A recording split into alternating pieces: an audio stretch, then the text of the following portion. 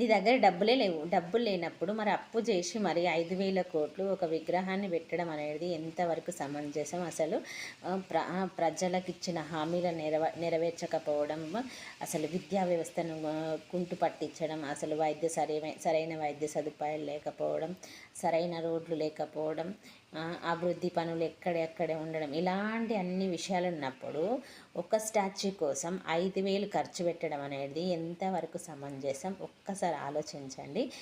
నేనేమంటున్నా అంటే ఇంత కష్టం అవసరం లేదు, ఇంత ఖర్చు అవసరం లేదు. ఆయనకు ఒక 10 రూపాయలు ఖర్చు పెడితే చాలు, బిల్డింగ్ మొత్తం స్వాధీనం చేసుకోవచ్చు. 10 రూపాయలు ఎట్లాను మిషన్ తెచ్చి వాటర్లో కలపమని చెప్పండి, అందరం పోతాం. ఆయన హాయి రాజ్యం వెళ్తాడు. ఏడు అవసరం అయితే ఆడ అదే పని చేయమని చెప్పండి. హలో ఎవ్రీవన్, హైదరాబాద్లో వాడి వేడిగా జరుగుతున్న రచ్చ ఏంటంటే గాంధీ తాత విగ్రహం 5,000 కోట్లు ఖర్చు పెట్టి ప్రగతి నగర్లో దగ్గరలోని రిడ్జ్ పార్క్ ఏరియాలో ఉండే అపార్ట్మెంట్లో 450 మంది ఫ్యామిలీస్ని రోడ్డు పైనకి లాగి అక్కడ ఉన్న బిల్డింగ్లను కూల్చేసి గాంధీ విగ్రహం పెట్టాలని ప్రభుత్వం యోచిస్తుందన్నమాట. అయితే ఇప్పుడు గాంధీ స్టాచ్యూ పెట్టడంలో తప్పేం లేదు. నీకు గాంధీ తాతను జాతిపిత అంటారు అందరు. ఇప్పుడు గాంధీ విగ్రహానికి ఎవరు కానీ అడ్డంకి చెప్పరు. కానీ గాంధీ విగ్రహం కోసం ఒక ఏరియాలో ఉన్న ప్రజలను ఇప్పటికిప్పుడు ఇల్లు ఖాళీ చేసి వెళ్ళమంటే ఎక్కడికి వెళ్తారు?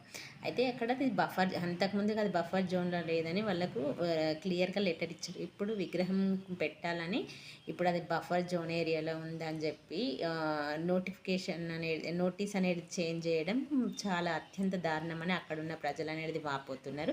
20 ఏళ్ళుగా మేము ఉంటున్నాం. ఇక్కడ ఏ ప్రభుత్వం అయినా వాళ్ళ ఫేమ్ కోసం, వాళ్ళ ప్రచారం కోసం డబ్బులు అనేది విచ్చలవిడిగా ఖర్చు పెడతారు. ఇప్పుడు అంత డబ్బు ఖర్చు పెట్టి విగ్రహం ఇప్పటికిప్పుడు పెట్టాల్సిన అవసరం ఏముంది?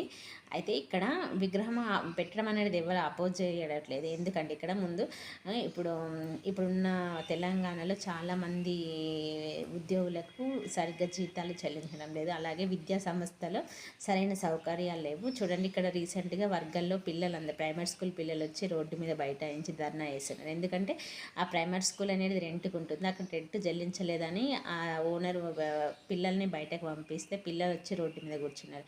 మరి ఇప్పుడు ఇక్కడ రెంట్ చెల్లించలేని ప్రభుత్వం 5,000 కోట్లు ఎలా ఖర్చు పెట్టగలుగుతుంది? ఒక్కసారి ఆలోచించండి. అంటే ఏ ప్రభుత్వం కానీ ప్రజల కోసం మంచి వైద్యం విద్య అందించడానికి చేత కాదు. కానీ ఇలాంటి స్టాచ్యూలు పెట్టి గొప్పలు చెప్పుకోవడానికి అసలు ఎలాంటి పనైనా చేస్తున్నారు. అయితే ఇక్కడ